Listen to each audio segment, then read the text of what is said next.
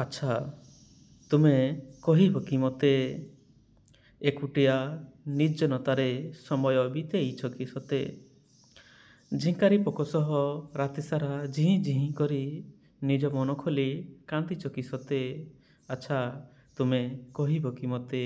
ଆଚ୍ଛା, ତୁମେ କହିବ କି ମୋତେ?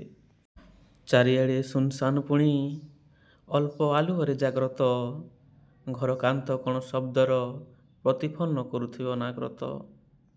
ଜୁଲିଜୁଲିଆ ପୋକ ପୁଣି ମିଞ୍ଜି ମିଞ୍ଜି କରି ଦିଗ୍ଦର୍ଶନ ଦଉଥିବେ କେତେ।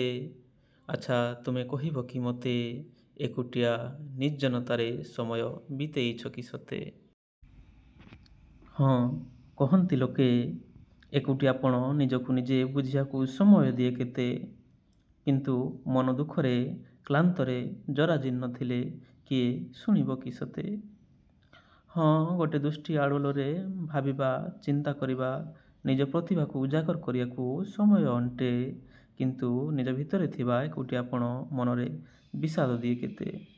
ଆଚ୍ଛା, ତୁମେ କହିବ କି ମୋତେ ଏକୁଟିଆ ନିର୍ଜନତାରେ ସମୟ ବିତେଇଛ କି ସତେ? ହେଇଟି ମୁଁ ନା ମୋ ଆତ୍ମାକୁ ସାଥୀ କରିନେଇଛି। ଆମେ ବହୁତ ସାରା ଗପୁ, ମିଛିମିଛିକା ହେଲେ ବି ପ୍ରତି ମୁହୂର୍ତ୍ତରେ ଶୁଣୁଥାଏ ସେ ମୋତେ। ହୁଁ ହାଁ କରି ପ୍ରତି ଉତ୍ତର ଦିଏ ସେ ମୋତେ। ବାସ୍ତବ ଦୁନିଆରେ ରାଗ, ରୁଷା, ଅଭିମାନ କେତେ। ଜଣକୁ ବୁଝାଉ ବୁଝାଉ ଆଉ ଜଣେ ପୁଣି ରାଗି ଯାଇଥିବ କେତେ। ଆଚ୍ଛା, ତୁମେ କହିବ କି ମୋତେ ଏକୁଟିଆ ନିର୍ଜନତାରେ ସମୟ ବିତେଇଛ କି ସତେ?